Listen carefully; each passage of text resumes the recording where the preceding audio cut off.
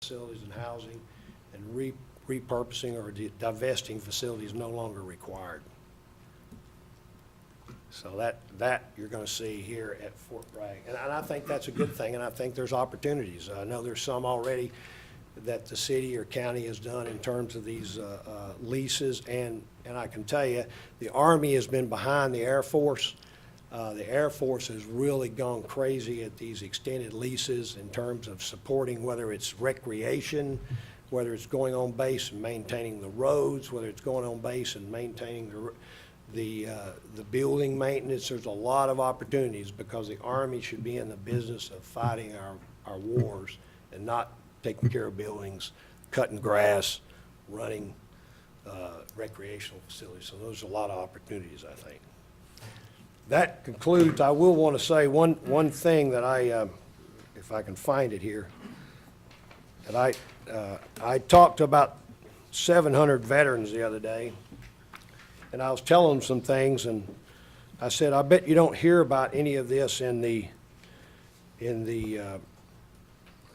paper, but I just want to tell you, and a lot of this work, it's a team effort, but a lot of it has come from the support of the commission and our recommendations of the governor, and of course, support of George. But the creation of the Secretary of Military and Veterans Affairs was created as a recommendation. And I really can't even say it's totally a recommendation come the commission, because I went over to brief the governor one day with Cornell Wilson, and we had been talking about it, and I said, you know, we ought to bring that up to the commission as an issue to talk about. And we were sitting there with the governor, and I just kind of threw it out there, like, okay, we're talking, so I threw it out, and the governor said, that's a great idea. And next thing I know, about a couple weeks later, Cornell was calling me and telling me the governor's putting it in his budget. So those are the type of things that I think we're getting out of him as far as support. I mentioned earlier, the state has hired over 1,100 plus veterans, and I'm talking about the employees in the state, a lot of them in public safety or highway patrol, police. They've hired, you already talked about the, you know about the Veterans Treatment Courts that's been created. I talked about the NC for Me. In our bond referendum, we did get, because they were state, we did get $70 million for the National Guard. And I'm glad that happened. We need to upgrade our armories. And I can't thank them enough, being a guardsman, of what they've been doing on the front lines with what went on in Charlotte and what they've been doing out there as part of Hurricane Matthew, supporting our people. So we've awarded credit for military training and experience towards state occupation licensing. One of the things we're talking about right now that will probably go in the long session is we want to talk about spouses, husband or wife as a spouse. If you sell real estate in Texas, why do you have to come and get recertified to sell real estate in North Carolina? You ought to be just carry that right with you. And there are a lot of other jobs like that, and I can tell you that Senator Brown is looking at that. And there's going to be some bills that are going to be passed that we want to support the spouses that are not part of the military, that have to follow their husbands or their wives. They shouldn't be punished because they have a career of their own, that they should be able to carry that on when they come to North Carolina. So that's some things that are being discussed. I talked about Sentinel Landscape. I will tell you that part of the economic development partnership of North Carolina, we found out that agriculture provided money to hire a person full-time in commerce in that arena to recruit focus on agriculture. We said, well, military is number two. Why would we not be that? And we've been able to do that. They're working on that now, but we're going to get a position in commerce that full-time job is fully focused on nothing but attracting defense businesses to the state of North Carolina. And then the final thing I'll tell you, and I'll close. I know you're all looking at the time a little bit maybe, but it looks like in December, we are going to receive a $2 million grant from the Department of Defense from the OEA, which is the Office Economic Adjustment, to do a very detailed supply chain analysis of every supplier in the state of North Carolina that's supporting our military in some way. Once we identify those, then we want to look to see how they're being impacted by sequestration, how we can help them market themselves maybe in another way, and that will come down the road as additional money. This grant is not competitive. We just work with OEA till we get the grant right, and we are working through the NC State University, and they're going to be somewhat administrative with the oversight of Cornell Wilson, Department of Military, and the commission. But that's going to be a big deal because we know all the big suppliers, but we don't know the little mom and pop shop out there that may be making small parts, and sequestration could impact them some way. We want to know that so that if there it is, we can say, hey, here's some other areas you can go or whatever. So we're into a lot of things, as you can see, but I appreciate your time and effort, and I open it for any questions. This time, we've got time for a couple of quick questions. Mr. Keith? Thank you, Mr. Chair. I'll make it as quick as I can. General Martin, thank you for coming, and George Reese has been a real advocate for us. There was a couple things that were very interesting. I'm not going to take a whole lot of time on there, but I think one of the things that gets missed a lot is the relationship with the counties to the military. There has to be that handshake that goes across, because you talked about the needs of the family, and a lot of times those family needs end up with us. And you know, we are taking care of those families with our department services, and so this is not a one-way street. I can look around this room and see a number of prior service. There's a lot of intelligence here, and to give Cumberland County a lot of credit, many of the things you're talking about, we're ahead of. We're working with the mental health illness. We're working with the contractors, industrial park. We've got a lot, Veterans Court, of course, you know. We've got a lot of these things going. But it was very disturbing to us on the 440th when it came through. And, you know, we had a representation at the federal level talking about why it didn't make any sense. And your own admission of what was happening in Elizabeth City with the maintenance facility up there, it just didn't make any sense. It didn't make mission sense for them to move the C-130s. It didn't make economic sense. Nobody in this community could figure out what was happening. And it was one of those things, if you followed the money comes back to Eastern North Carolina. That's where it should have been.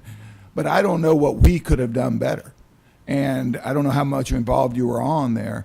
But, you know, we probably could have used some direction at getting a little bit more of a focused approach to it, because it just left us. And that was a big part of our community, was the 440th when it left. One of the other things that I found interesting in your conversation was getting back to the military being warfighters like they should be. You know, we've seen a lot in our community where there may be a perception that Fort Bragg is becoming very isolationist. They are doing a lot of commercial business, you know, on base, and away, even to the degree of putting hotels on base, and you know, and for us to be able to support the military in a lot of ways, we utilize the services that we get, whether they be in mental health, physical, public health, even in the roads and the recreation centers. So there has to be that handshake from the counties to the bases. And you talked a lot about the host facilities, and sometimes I think that gets missed. And you know, that's just my perception, General. I appreciate you being here, recognizing the host communities and how they are important to the military that they go. And sometimes I think that may get lost sometimes. But those are just my comments. I'd love to be in a further discussion if you have any other committees locally that are well, I have to wait till after Tuesday to see if I'm available. Well, I will just say this. I think that's one of our biggest struggles at the commission level with all the committees, is that we have what we call community coordinators, that we're trying to have that individual who's on the commission kind of go out and interface with all these different groups. But I have to admit to you that I think that one of our biggest struggles is how do we get the right information from the bottom fed up to us as to, okay, what should we be focused on? And the 440 is a good one. We were behind that. We pushed it, but we kind of saw that everybody was on it, so we didn't want to try to get in there and you know, another cook in the kitchen, if you will. Yeah. But at the same time, I heard a lot of people say, you know, you're not gonna get it. You can fight all you want. And a lot of people felt like if that was really gonna happen, it would have been done and it would have saved Senator Hagan from being, you know, the Democrats would have, and I'm just saying what people are saying politically from DC. If that really were that important at the upper level, they would have done something, because then she could have taken credit for that, and that would have been a big help for her in the election against Senator Tillis. But I hate to hear stuff like that, but that was kind of some feedback we were getting. And so as a result of that, a lot of people saying, look, I'm glad we're all fighting and everything, but it probably ain't gonna happen, and of course it did. I will say this, we are having discussion, and it doesn't mean it'll happen. But, you know, we've got Blackhawks and everything in the National Guard that sit down in Morrisville and places that are out in the weather. We are having some discussion about, depending on what happens at the airfield over there, is that a good opportunity for our National Guard to relocate their Blackhawks to that area for refueling? They have hangars they can get out of the weather. There's a lot of things. So we're always at least trying to look and think about ways that, okay, they lost that, but what can we do next to come back to help them? So, Well, General, one other thing I'd like to leave you with is our community is very entrenched in the military. I mean, many of our county and government staffs are former retired soldiers and their spouses of soldiers. So there is a lot of intelligence down at our level. I know that our Fayetteville City Council, over half of them are retired service members. Even Joe Utley's retired lieutenant colonel. So it is throughout there is a lot of knowledge here and people who can see both sides from it. So, you know, please do not hesitate to involve us in decisions that come. There's a lot of experience and knowledge here. All of you with one thought, and everybody here, our meetings are public. And most of the only people that ever come to our meetings are the people that kind of involved with the meetings and our ex officios. But our next meeting is actually a week from tomorrow, and it's going to be on Fort Bragg. So I encourage all of you to come to the commission meeting, and we give time, as public's supposed to, for public comment. So if you don't think we're getting the word, then all you got to do is march in there, and we'll give you the time and let you stand up and say, I think the commission ought to be looking at this or that, because that's how we want to get feedback as well. So I invite you to that meeting and all of our meetings as far as that goes. So Thank you, General. Thank you, Mr. Chairman. Ms. Reg? General, I promise not to take as long as Jimmy did. I'm on your time. I'll be here as long as you want me to be. But I am not going to be here very much longer, but one of the things that you touched on was collaboration, and as we go about trying to improve the opportunities for military in our communities. We too, in Cumberland County, we have what we call the Fayetteville Cumberland County Economic Development Council. And we have a strategic plan, and part of that strategic plan is military, and supporting and enhancing the military and providing job opportunities for people that are coming out. I don't know that you have a copy of that, George. You can certainly get one. It is in print now, and okay. And there's a lot of issues that the General has talked about this morning that are the same for us. But I do want to duplicate one thing that Jimmy said. One of our main concerns in Cumberland County is the privatization that's going on the military bases. It's really hurting us economically. Okay. Because when you open a hotel or a movie theater or whatever on that base, it prevents somebody else in the community from having that opportunity, and from us who offer services to the military families from collecting property tax. And that's not our main purpose, but it does hurt us. And yet we help provide schools for them. We help provide the human services for them. And I think that, you know, we need to work on that together, as well as the things that y'all are working on. But I thank you for what you're doing, and I think that more communication would help. By the way, we're meeting next Tuesday also at 7:30 in the morning, and as I think I can take this as, and I'm sure Joanna and Jack Rostetter, our chairman, would approve this. If you get the opportunity to come to FTCC and talk to this economic development group, I think it would be well worthwhile.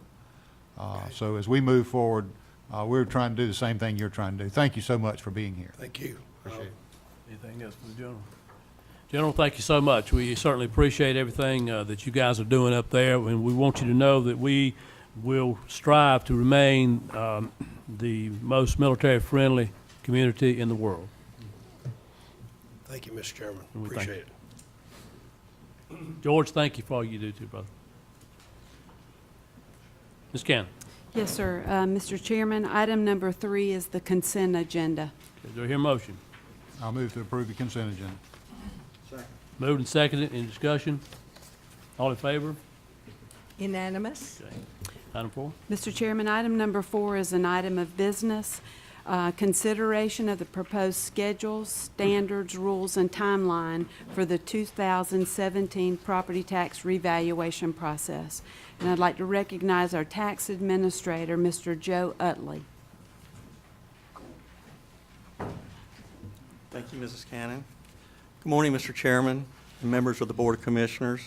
This morning, I want to present to you the schedule, standards, and rules, or the schedule of values for the 2017 revaluation, and ask you to call a public hearing to implement them. It is important to note that the schedule of values developed by the staff is just the first step in the process and serves as the framework or foundation for the formulas necessary to determine values. Until the appeals process for the schedule of values is completed, the values cannot be finalized. The presentation this morning will outline for you the critical dates for the adoption of the schedule of values, the calendar for sending property tax notices to property owners and for appeals, and it will also provide for you the steps that we're taking to reach out to property owners with information about the reappraisal and also how to report storm damage. This first slide provides for you the calendar for the schedule of values. This morning, I'm asking for a call for a public hearing on the processes and formulas used to determine the values. Each of you should have received a copy of the schedule of values this morning. Also, as of 9 o'clock this morning, the schedule of values is on our website, and it's online and available to the public. And also, there is a hard copy in my office as required by the general statutes that's also available for public inspection. On November the 21st, we are asking that a public hearing be held on the schedule of values. And then at the board meeting on December the 19th, we're asking that the board adopt the processes and formulas to determine the values. On December the 20th, the day after that meeting, the 30-day appeal process will begin for the schedule of values. The schedule of values at that time can be appealed, and they're appealed to the Property Tax Commission. Additionally, on January the 17th, at the regularly scheduled meeting, I will give another presentation to you with the value expectations, as long as there are no further appeals to the schedule of values at the Property Tax Commission level. Then on January the 20th, we were going to mail revaluation notices to property owners, and at that time, the informal appeal period begins for 30 days. The informal appeal period is the time when property owners can appeal to my office. My staff will review those appeals and can make changes to those values without having to go to the formal process. Any changes or the results of that review will result in a second notice being mailed to the property owners, so they do not lose any kind of appeal rights. It's just an initial step where we can make some changes without having to have it approved by the Board of Equalization and Review. They will get a second notice, and they can appeal further. And then after that 30 days, on February the 20th, the formal appeal period will begin, and it is open for approximately 90 days. At that time, the process is very similar. Appeals will be made to my staff. It's just at that time, if we come to a resolution with the property owner, or if we don't, it still has to go to the Board of Equalization and Review for either approval or for an actual hearing. Hurricane Matthew was a destructive force in our area, and we acknowledge that many homes and businesses were damaged. The damage that still exists as of January the 1st will be considered in the property valuations. It's just that in many instances, it will not be able to reflect until the appeals process or through a second notice. Let me assure you and the public that we are looking at storm damage and we are taking that seriously. It's just that many of those will not be able to be handled until the appeals process. We're already preparing a plan for reviewing properties damaged by the storm. We have a list of all the addresses that were reported during the damage assessment phase of the initial hurricane response. We worked with Randy Beeman and his folks to get a list of those addresses, as well as we already have people calling in, reporting damage, and we're receiving permits for repairs of damage. So we're looking at all those. We're getting property record cards printed. Tax valuations, as you know, are effective as of January the 1st of each year. So my staff is going to want to wait as close to January the 1st as we can to go out and review these properties to make any kind of adjustments that need to be made. And any other properties that are not repaired as of January the 1st have any damage that's still resulting from the storm, they will be adjustments made and they will get second notices. Anyone, when they get their value notice in January that doesn't feel like that that it reflects an adjustment for damage, they will be able to call us and report that, and we can handle that during the appeal period. These are some of the ways that we are communicating with property owners about the revaluation process and also about reporting storm damage. We do have a revaluation page on our website that explains about the appraisal process. It also has the schedule of values. It's up 9 o'clock this morning. It is posted on the website again for public inspection. And there's also information about frequently asked questions. There's going to be a revaluation brochure there and one on property tax relief. So that information is already out there this morning. We're also going to be releasing a little bit later today a press release on how to report storm damage, as we are very concerned that we want our citizens to know if they have damage, they can let us know that, and we will that can be reflected in their value. The notices that are mailed on January the 20th, we've already got an insert that's going to go out with that notice, and it will give instructions on how to report storm damage and the phone numbers that they can call. So anyone, again, everyone that gets a notice will get an insert that tells them how to report their storm damage. Our phone system in the tax office is also going to have a message on how they can report storm damage. And additionally, on our website, there are going to be videos out there that explain the reappraisal process and also how to appeal. Currently, as of this morning, we do have one video out there. There'll be another video out by Thanksgiving, and the appeals process video will be a little bit later in the year, but that will also be on site. So all of this is available for our citizens. We're also going to be meeting with other municipalities and groups as requested. This last slide, again, just gives the number that citizens can call to report storm damage, or they can call and just ask for someone they can talk to find out more about the reappraisal process. And additionally, this is our website address, again, where we have a link to the revaluation, and we also have the link for Hurricane Matthew that they can find out more information about that. That is all I wanted to present this morning to you. I'll be glad to entertain any questions that you might have. Any question for our tax administrator at this time? No questions, Judge. Thank you, sir. Okay. Motion. I move that we, What I need is a recommendation. I need to make a recommendation for you. Okay. If it's okay that I can go ahead and do that. Okay. I would like to recommend to the board this morning that you direct the tax administrator to maintain a copy of each of the proposed schedules, standards, and rules in his office, where they shall remain available for public inspection.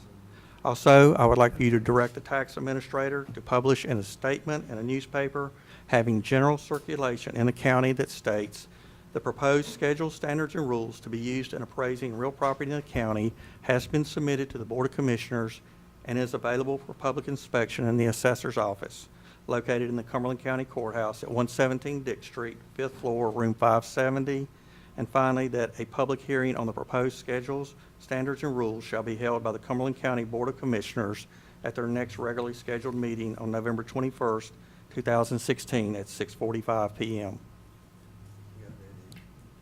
Dr. Council. That is my motion. I'll second the motion. Moved and seconded. Any discussion? All in favor? Unanimous. Thank you, Mr. Chairman. So Joe, how we doing? We back to 100% yet? We're working on it. Okay. All right, thank you. Item number 5 is consideration and approval of a resolution for designation of applicant's agent in order to apply for federal and state disaster aid. In your packet of information, there is a standardized resolution that basically designates an applicant, a primary agent, and a secondary agent. This is a necessary formality in order for the county to actually apply for federal and state funding. Okay, you've heard the recommendation. Is there a motion? Second. Moved and seconded to approve the resolution. Any discussion? All in favor? Unanimous. Okay. Item number 6 is consideration of petition of DSI Properties LLC to close an unnamed, unopened road. And I'd ask our county attorney, Mr. Moorfield, to present this item. Commissioners, if you, I gave you a lot of information to, and this time it is in color, so hopefully everybody. Mr. Moorfield? Pull your mic. I'm sorry, thank you. I gave you a lot of information and some of the stuff's in color, so I hope it would be easier for you to follow. If you will look at, in the agenda package at the Exhibit 2, that is a copy of a 1938 plat which shows an old roadway, a designated roadway 30 feet in width, highlighted in yellow. That is the roadway that DSI Properties LLC has requested the Board of Commissioners to close. If you go over to the next exhibit, which is Exhibit 3, that is a current GIS map. That same roadway is shown as the narrow area there between the two blue parallel boundary lines, which is wooded. This road is not open, has never been open, and is unused. DSI Properties LLC owns the two buildings fronting Highway 301 that is shown on that aerial map, and they have now purchased all the property adjoining them on both sides of the area of the road they're wanting to close for the purpose of expanding their business. They are not asking to close the portion that's immediately fronting on 301. That property is, they don't abut that property. It goes to a private property, another private property owner, nor do they want to close any of the portion of it that extends beyond the area that they've asked. If you look up at the top of that aerial map, there are two other 30-foot road right-of-ways designated there. None of them are opened or have never been opened or not used. They're all heavily wooded. It's the process that is used for this is if the board provided the board a resolution of intent, if you wish to adopt that, that would call for a public hearing on this matter. Notice will be given to all affected, if any property owners by this proposed closure, and the public hearing would be, I think it's your second meeting in December. We have to advertise this in the newspaper for 3 consecutive weeks. We have to post the proposed road closure at 2 places and notify anyone who might be affected. So it takes that much time to do that. But if the resolution is there for your consideration, then I'll be glad to answer any questions. Any questions at this time for the county attorney? If not, is there a motion? I was just saying that Mr. Keefe was getting ready to make it. He didn't. I move that we adopt the resolution as stated. Is there a second? Moved and seconded. Any discussion? Okay, all in favor? Unanimous. Okay, the public hearing will be when? Next meeting? The second meeting in December. December. Second meeting in December, excuse me, okay.